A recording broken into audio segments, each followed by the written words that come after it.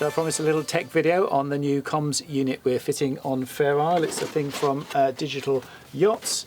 You can buy the systems separately, but I've got the whole unit basically. So it's one that does 4G, all the mobile broadband bits, and one that will do Wi-Fi.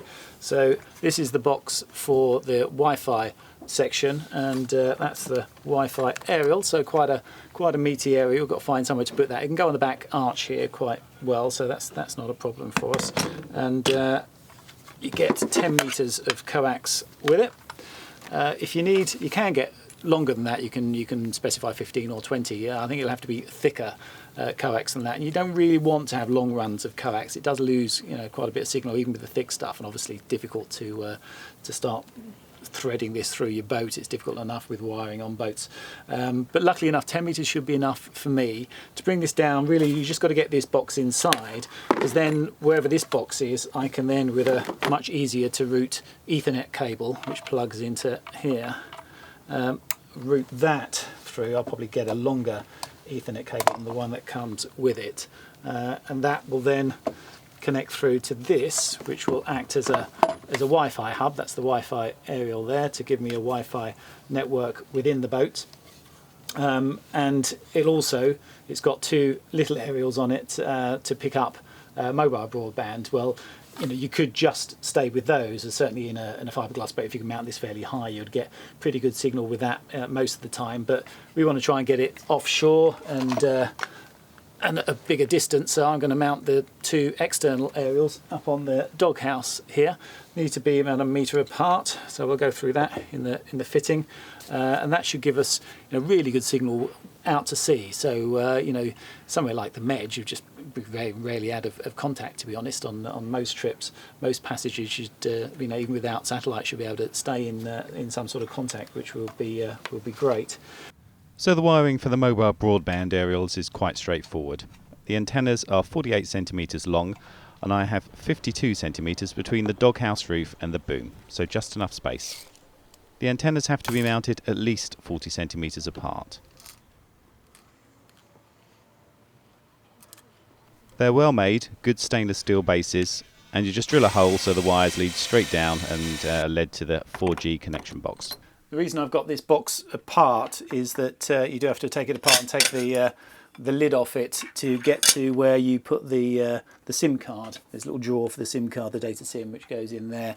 I think it's a bit of a strange design, to be honest, because you might want to change that. Sometimes it's best to go from country to country and buy a local SIM card. We were doing that in Spain. So I might sort of try and change the way this works so that I can do that easier without taking the box apart. The Wi-Fi antenna is much bigger, and that's going on the back arch.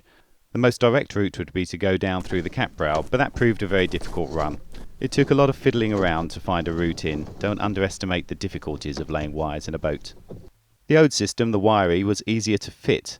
It all comes in this tiny pelly case and Wi-Fi's to the boat. But from the tiny size of the units, you can imagine the quality of the components. It broke within 2 years.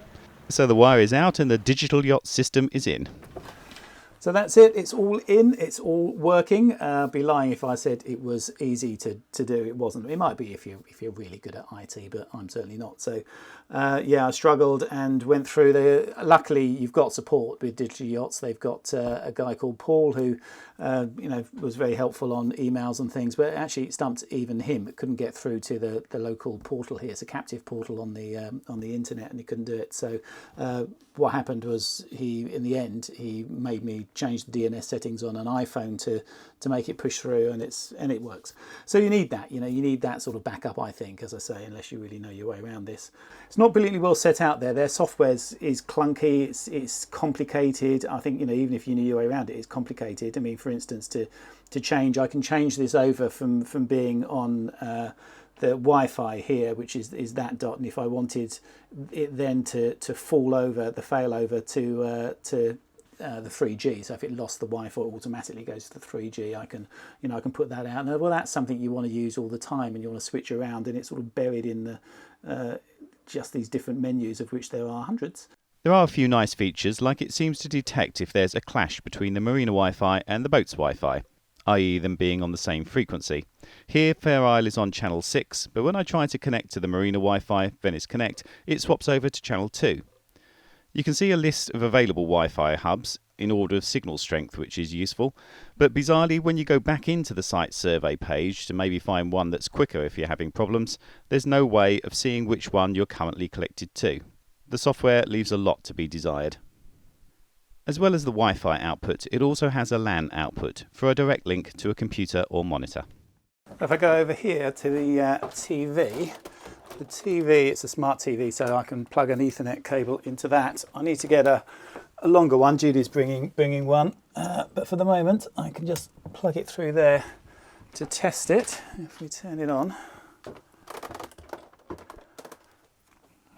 and we can see it's connected to Fair Isle. So there you go, that's connected. Whatever you want, BBC iPlayer, Netflix, you can go through.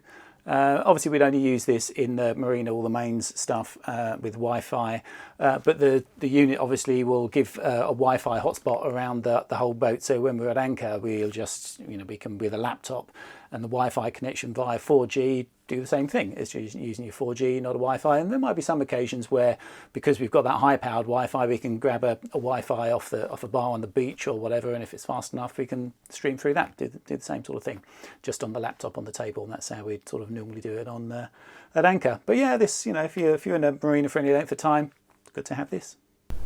But if you're out in a remote anchorage like this one here, we're in the far northwest corner of Venice Lagoon at the moment, probably, I don't know, a good few miles from the nearest mast, but we get no signal on a phone here, but our two big aerials seem to be doing a very good job of pulling up some data. If we play that's streaming YouTube.